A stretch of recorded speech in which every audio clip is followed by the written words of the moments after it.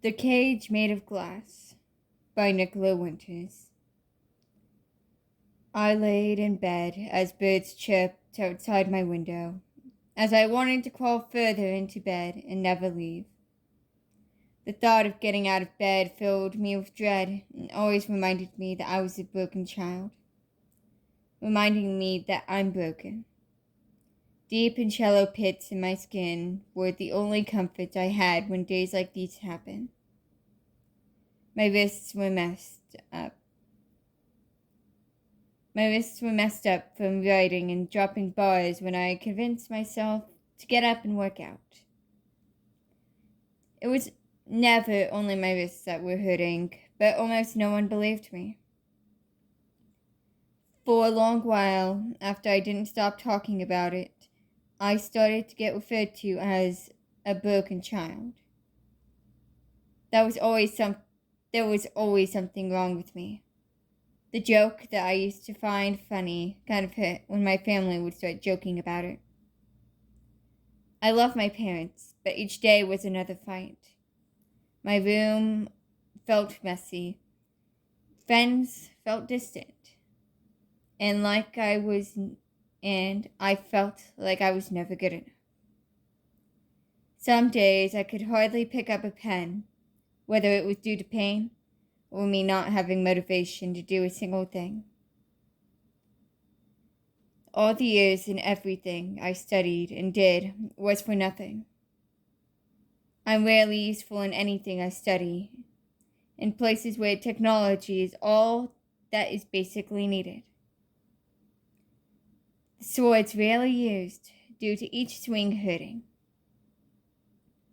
I close my eyes, trying to get myself to sleep, the day away, yet I can't, and have thoughts rushing through my mind all at once. My mind a collage of "you're not good enough" and "you're a waste of time," and even feeling like my friends feel forced to hang out with me. A knock rang through my apartment but I decided to stay in bed. The sound of my door being unlocked caught me off guard, as I forgot I gave Oliver a spare key to my apartment. I opened my eyes and grabbed my phone to see it was 1 p.m.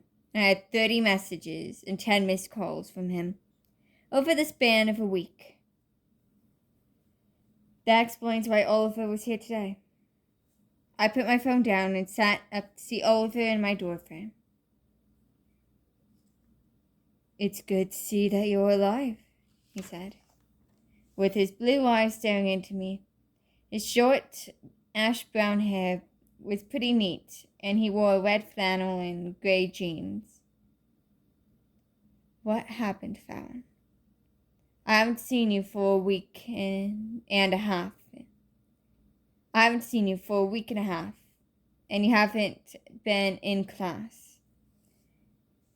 You haven't been answering either. Do you want me to be honest?" I asked, brushing my long brown hair out of my face. My black jacket was covering my valleys and pits in my arms. Oliver came closer to me and took a seat on my bed and said, That would be greatly appreciated." "Nothing really happened," I said quietly. "I haven't been doing too well mentally, and I've been in a depressive episode, which dipped lower than my normal depressive episodes." Would you like to talk about what's on your mind? And about everything?" he asked quietly. His eyes felt like ice, with a bit of warmth as his crystal blue eyes looked into mine. "I just feel worthless and useless. I'm getting tired of pretending and lying about being fine when I'm defective and broken. My room's messy for a feather's sakes, and I can't even fix it.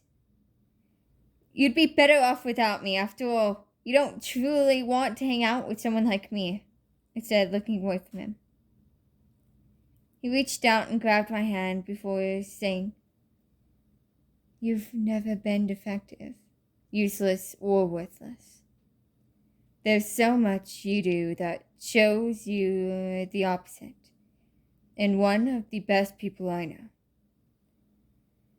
I've seen many people you have saved and helped by just being around."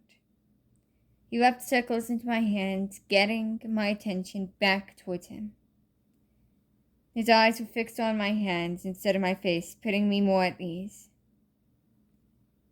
"You're good enough, and always been."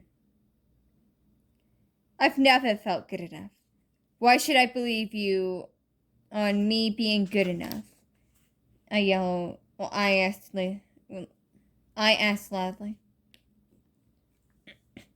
"I can hardly hold a pen some days. That sounds pretty useless to me." "Farron, that just means you're different. It's alright to be different. Everyone has different skills, which help in different ways. You've done more than a good chunk of people when they are at 25 to 30, while you are 20, he said, motioning to my box full of awards, certificates, and ribbons. Even with those, you had an A's and B's average with mostly A's. That's what makes you special and perfect. There's no such thing as perfect." Arthur rolled his eyes and said, "You're close enough to my version of perfect." "Thank you, Holly," I said with a small laugh. "It's no problem. How about you go get your hair brushed?" I gave him a confused look and he continued. We are going out for some food, since we both know I can't cook well and you've been skipping eating. We are going out for some food, since we both know I can't cook too well and you've been skipping eating. I got out of bed as he went to my living room. When I got into my bathroom, it looked a mess, but I ignored it, grabbing my hairbrush to fix my somewhat messy, long brown hair. Under my hazel eyes were dark eye bags.